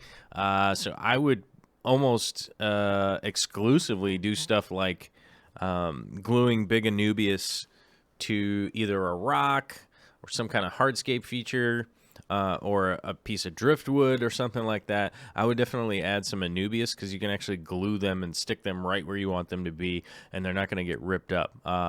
Most all stem plants and everything that could be growing just low and slow on the substrate will essentially get brought up by the by that catfish just kind of roaming around looking for food and stuff like that. So I would be aware of that. Even a tiny clown pleco was always a big pain in the buns for me, and I think that clown pleco was only like 5-6 inches, you know. So even that was a big problem with trying to keep things grown in. So I always would move that clown pleco to I would basically scape a tank, let it grow in for like a month and a half, and then move the pleco over there, and most things would stay pretty well planted. Let's see. Heather Verona Aquatics. Oh, yes, duckweed. Duckweed. What's going on here? Oh, plastic plants.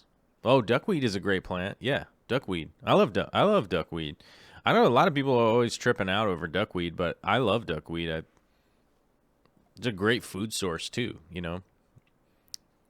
Barbara Jackson was just lurking today. We're pulling out old remodel stuff from our dining room buffet alcove. Oh, crazy. Not bad. Not bad. Got to get it done, though. Sounds like a thing that you got to get done.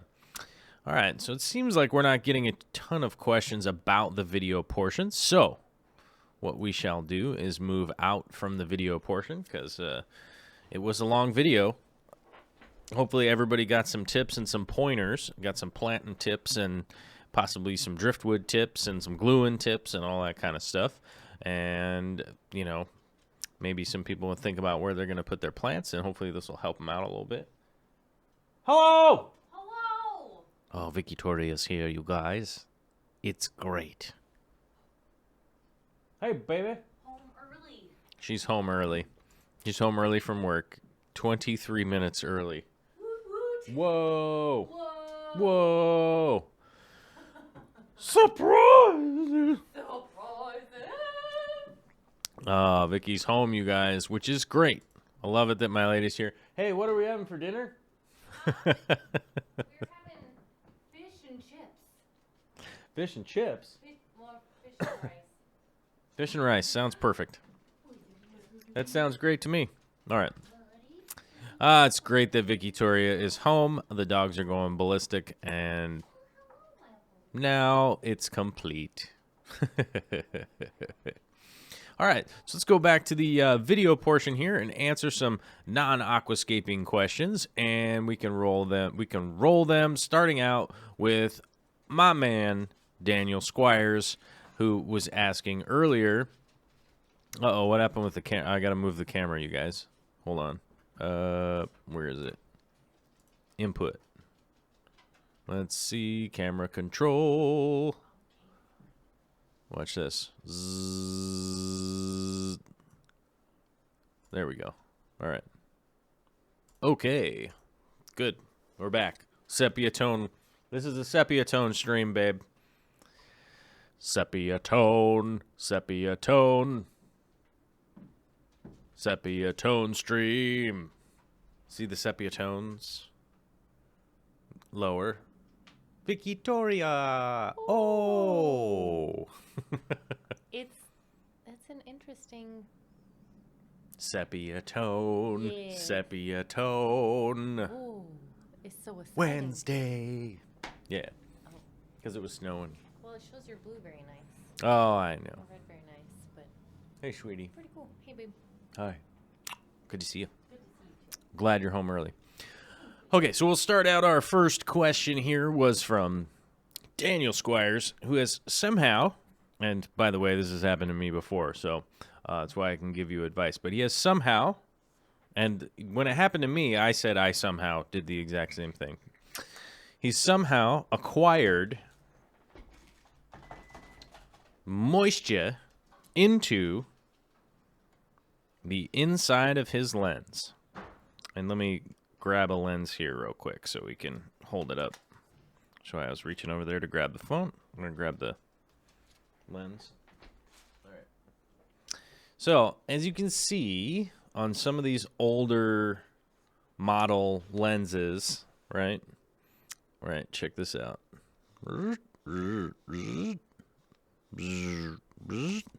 In essentially like some of these older and or current zoom lenses, the actual rear opening right here will actually be open if, see that? If the lens, once the lens is in the zoom position, or is it the fully closed position? Which, oh yeah, it's the, okay. So all the way down at 18 millimeters, it's pretty well closed, but it doesn't, it's not sealed, right? Whereas with a fixed focal lens like this one right here actually doesn't move at all and is sealed. So there's one thing that can happen if you have a sealed lens. You could go from extremely hot to cold or cold to hot, and you could end up with just a little bit of condensation in there. Then it's just a matter of letting it acclimate to the temperature that it's in. Okay? Now, if it is an opening, if it is a zoom lens like this and the back end is opened and you manage to, what are you doing? Why isn't this working? Oh yeah, sorry. I'm not used to this. If it actually opened up like that and did get some water in it, now what you want to do is not put it in anything or anything like that. But what you want to do is zoom it out so that this is open, right? So this little opening is as open as you can get it. Then you're actually going to go to the hardware store and get a dehumidifier. It's like these dehumidifying pellets, and they come in a little bucket. And you want to have that be all the way open and then put it into a closed space, like a little plastic tub container or something like that, with the dehumidifying pellet tub thing. And then that will actually wick the water out of it without having to touch it or anything like that. So it sounds weird. It's a couple extra, it's a bit of a step. Or you can actually just put it in a spot where it's warm and so a little bit of air movement is going, and it will eventually just evaporate off of there. But one of the big problems is that it will leave the water, once the water evaporates, it will leave a little bit of residue on the lens, and you may actually have to take the lens somewhere to get it cleaned, which I've tried to clean lenses before. I wouldn't recommend it. It's a little harebrained, little bit nutty, but that's the best recommendation I can do. What happened?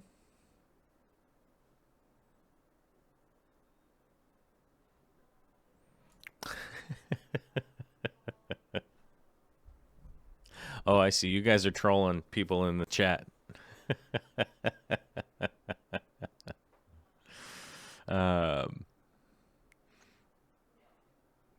Let's see. Oh, so I'm guessing a lot of people are refreshing and stepping out.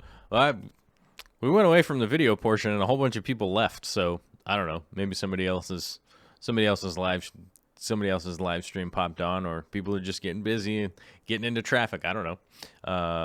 Pretty low turnout today, though. I don't know. But hey, man, I appreciate everybody showing up. We're at 142 people. That's totally cool. Our goal is to get to 1,000 live. That is our goal.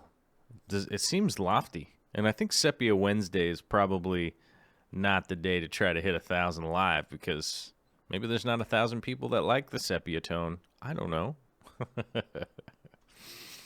If you could put it in a bag of rice, I wouldn't put it in a bag of rice. There's just so much dust and stuff from the actual rice itself. If you've ever rinsed dry rice off before, you'll notice all that tiny little particulate dust that comes off of that. So I I wouldn't recommend the bag of rice because of all the dust that will get onto it.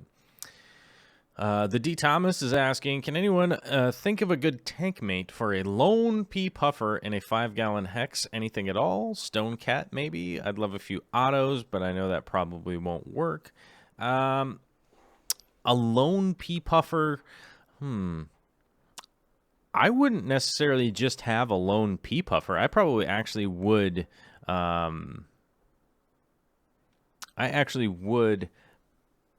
probably just add a couple more pea puffers realistically, and just keep up on the maintenance.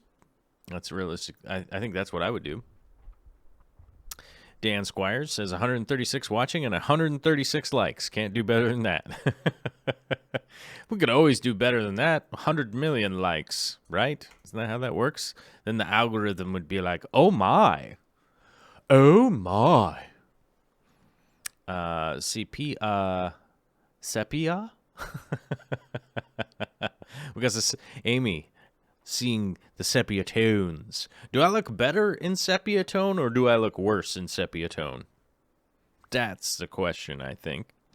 But Dan, that dehumidifying tub is only like $5 American. So unless you get the giant one, there's like a giant one that's like $20, but you only need the little one. It's typically for, you put it in a basement or a crawl space or something like that where you're trying to absorb some of the humidity in the air. So it's just kind of a useful little trick that I would do. Like maybe put it in a cabinet if you don't have like a little tub. I have all these little art tubs that I use for paintbrushes and stuff like that. So I think I would definitely go with that.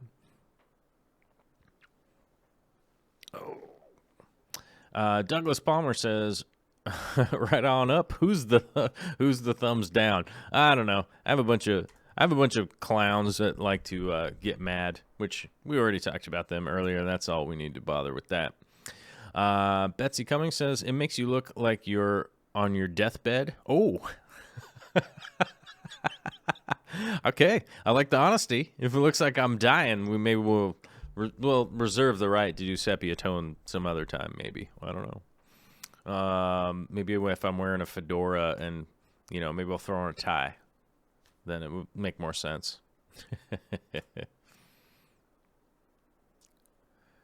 Dan Squire says, my gran used to have them under every window. So he knows what I mean. Okay, cool. I always wonder sometimes if we're like across the pond or talking to Australians or something, they from time to time, like people will just be like, what are you talking about? So glad, hopefully that's a pretty quick, run to the store, get a kind of thing and hopefully dry it out pretty good. That'd be rad. The zombie drummer with a super chat of the 321 variety, $3.21. Sexy in sepia, bro. All right. Well, I guess the super chats win, right? Hey. Thanks, man. I appreciate it. Charlie List stirring the pot. Caleb. Charlie List says Caleb is the man. And Caleb is the man. If you guys haven't spun over on the internet, run right over on the internet to the GoFundMe for Mr. Caleb. He's our number one fan. He's our number one favorite, best fan.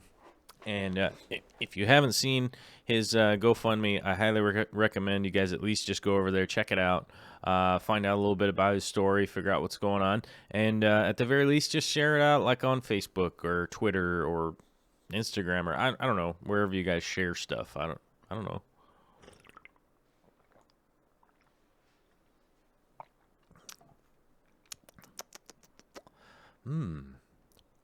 Amy Keniston is asking, still would like tips on balancing easy iron. Too much, I get staghorn algae. Oh. Staghorn algae will happen from time to time. I don't have personal experience with utilizing easy iron. I would probably take the recommendation on the bottle, though, and then just cut it in half and then see if that works better in your system. That that would be the direction I would normally go. If I was trying to make adjustments, I would see like, what does the manufacturer recommend? I'm going to go half of that, test it out, see how it works over the next couple weeks. And then if that's still too much or not enough, then I would adjust from there. But I would definitely just chop it in half and then figure out what your system's doing in regards to that. Aquaman says, question before the end of the show. What water column feeding plants would you recommend for a 40 breeder with no CO2 and easy green ferts? Hold on. Water column feeder. Now, here's the question. What do you mean by water column feeder? You mean like floating plants? If it was floating plants, I would recommend red root floaters from the water column. If you mean like water column feeder, I would say water sprite is always kind of my favorite for that, to just suck up a bunch of stuff from plants, because they grow aerial roots like nobody's business, and you don't need to plant them. You can actually just stick them behind something and let them grow up super big. I did have a bunch in the 150 at one point in time. I don't know what happened to it. I think I took it out at some point. But water sprite would be my recommendation if you were looking for something to just kind of clean the water column and you didn't want a floater. But red root floaters would definitely do quite a bit.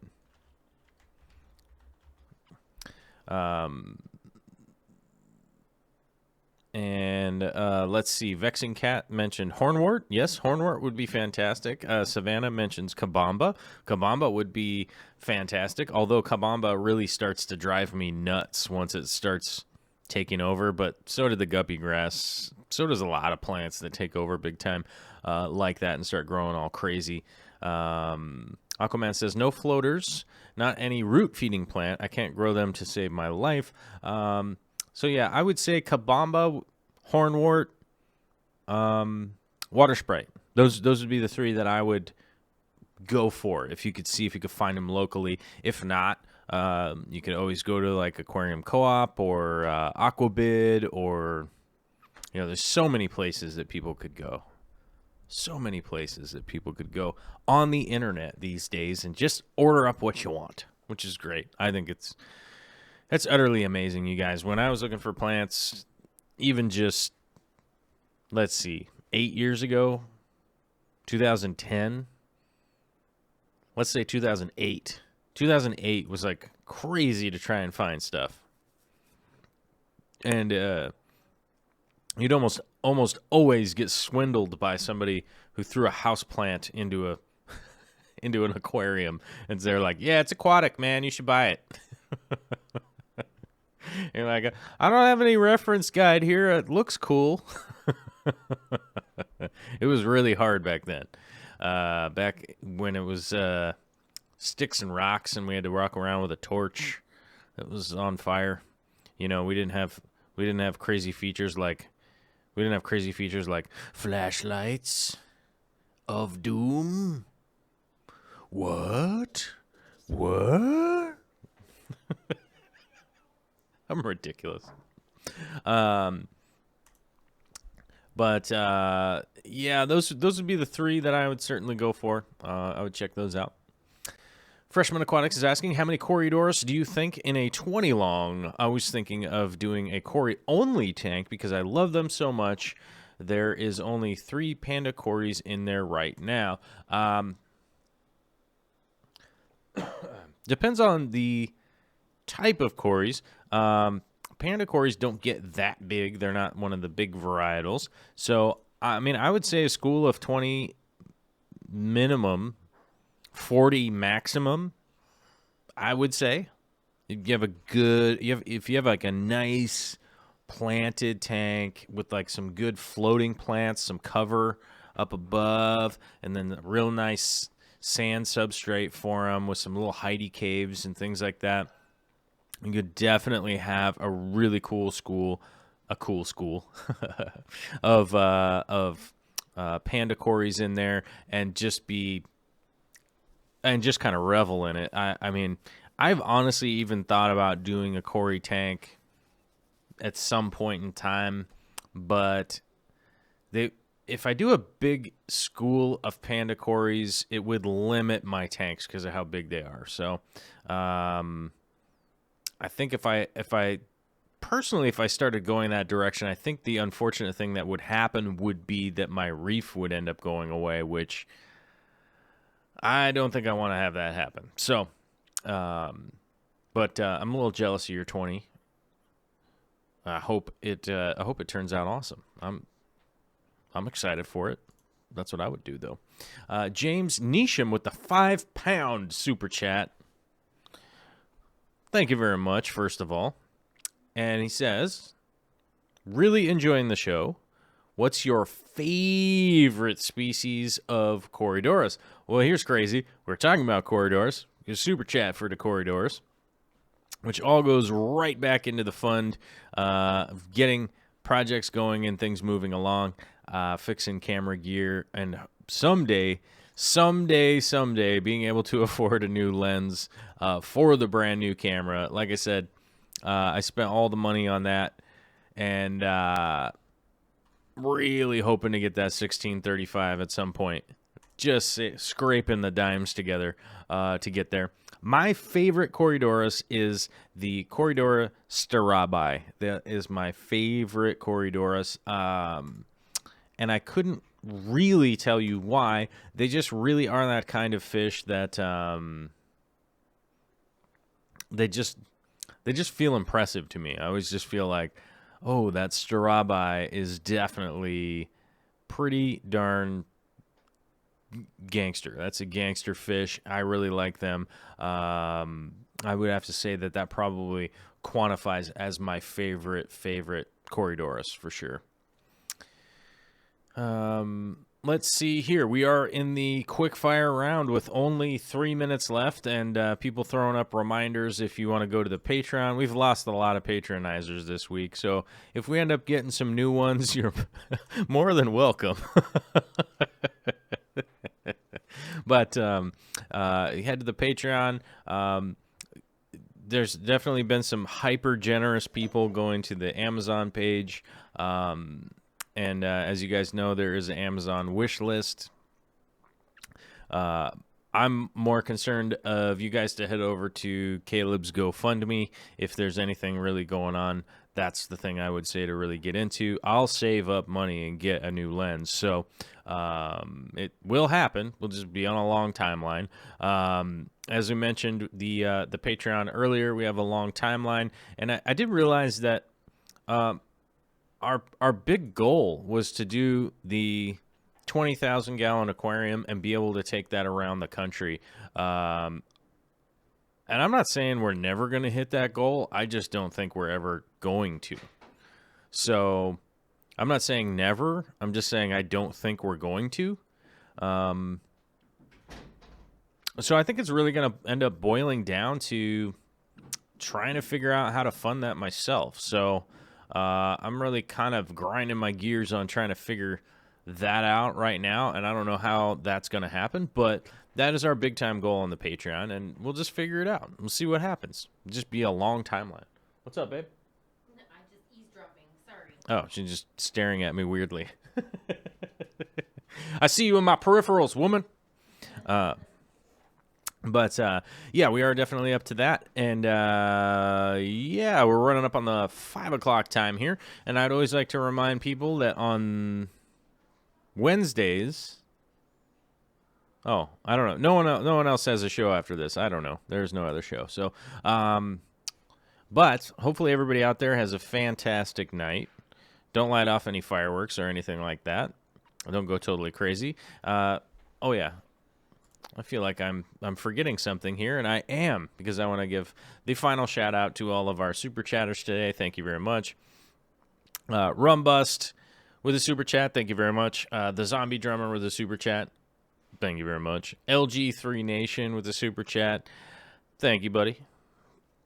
Betsy Cummings with a super chat. Thank you, Betsy. Potate Bro with the $5 super chat. Thank you very much, my man. I appreciate it. hopefully we'll get together soon and do some hanging out.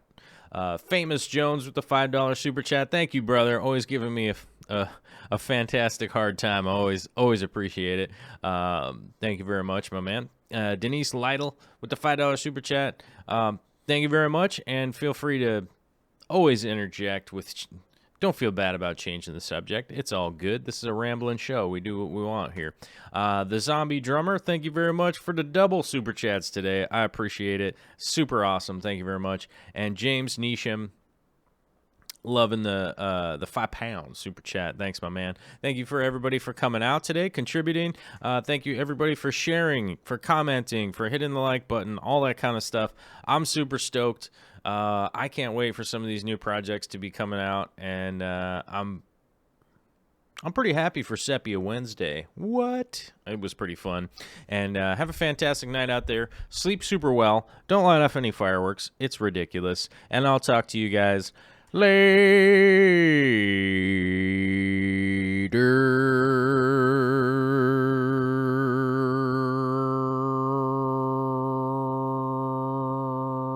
Mr. Chips, have you seen that button?